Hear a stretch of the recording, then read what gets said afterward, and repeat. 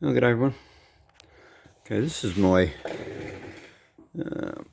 Puma air compressor motor, and this I bought new. I ran it for about 15 years or something, and I then decided to change the oil, which was probably a mistake. And I put the right compressor oil and everything in it. When in a very short time, it had pumped all the oil out of it into the tank, and it actually ran out of oil and seized one of the big ends. And essentially, since I pulled it apart, had a look at it, and then I put it out in the shed for, been out in the shed for another 5 or more years, because I had another compressor that I could use. But yeah, that compressor's getting pretty ratty. I think it's on its last legs. So pulled this one back out of the shed and started evaluating the damage, and yeah, what had happened is that one of the big ends seized onto the crankshaft, and so I got it off, and there was aluminium from the big end. Like the big end doesn't have a bearing in it. The alloy from the rod just runs straight onto the steel crank. So it had taken a few chunks out of the big end, which was stuck to the crank, and I cleaned them off, like very carefully with a file and a bit of emery. I've got it clean. I inspected the rod, the big end, and it should be replaced, but I'm having trouble sort of sourcing parts for it. So, I found the Puma company, but they only sort of deal through agents, and this supposed agent down here doesn't actually supply parts. So anyway, I've decided to just put it back together. There's enough meat left on the rod, like on the big end itself. It's not sloppy or anything. So I'm going to put it back together and just see how it goes. But in evaluating why it pumped all the oil out, like, I'll show you, but the cylinders, I got the cylinders over there, but they're in good nick. There's no scores in them. There's no lip, like wear lip. The rings have got plenty of spring in them. I can't find anything wrong with the cylinders that would cause it to pump oil out or suck the oil out. But what I did notice, and this is when I was actually pulling it apart, is that the breather was all blocked. The breather was just a plastic little short thing that sat on top of it. And after years of being in the box and getting shifted from one spot to another, the breather had actually got broken off anyway. So I put a smaller fitting in it. I was going to run a hose up to another thing, and then I was looking at it, and this is a very sort of unusual, like most engines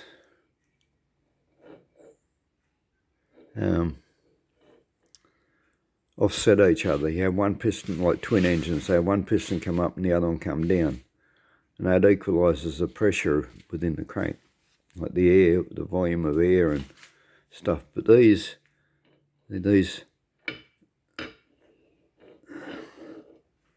both of these come up at the same time.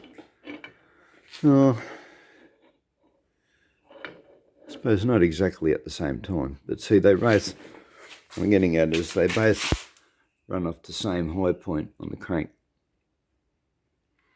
So they're very close to, both coming up at the same time. Like they're only, like a quarter of a turn different from being both up. What that's telling me is that there's an enormous amount of air, like, because they're both coming down together and then going up together, it's pumping a lot of air out of the crank and then drawing it back in. So, this breather needs to be really large, so for that reason, the smaller breather I stuck in there, I pulled out again, and I've actually drilled the plastic out of there, and then I put a thread, and I've put this is an air hose fitting for an airline, so I threaded that in there. I'm going to run that through a hose to a crankcase breather. I haven't got one here at the moment, but yeah, you can get them in the super cheap and whatever, pretty cheap, $10 or something. So yeah, that's what I'm going to do, is run a large breather on it. Hopefully that, is going to fix the problem. It's not going to pump the air out, like pump the oil out of the crank. So anyways, yeah, so just sort of make a video, just a process of evaluating what caused the problem in the first place. It's quite possible too that this takes a heavier oil than the regular compressor oil, which is what I'm going to do. I've got a heavier oil that I use in a Volkswagen, so it's 2050. So I'm just going to run that in it. Regular car oil. Had another issue with it's got a window, an oil level window. Of course, this has been sitting around. It never got drained of its oil, and it's been sitting around for years, and it was all full of dirt and shit. And then washing it out with petrol, the window all crystallized, and to the point where you couldn't see it anymore. And then I tested it, it also leaked oil out of it, so I've actually pulled that out. I've melted the clear plastic out of it. I'm gonna epoxy another bit of clear plastic into it. I could just plug it up all together, but I'll try and have a clear window. But yeah, if it doesn't end up clear, well, I'm gonna have to make up a dipstick to measure the oil level. But yeah,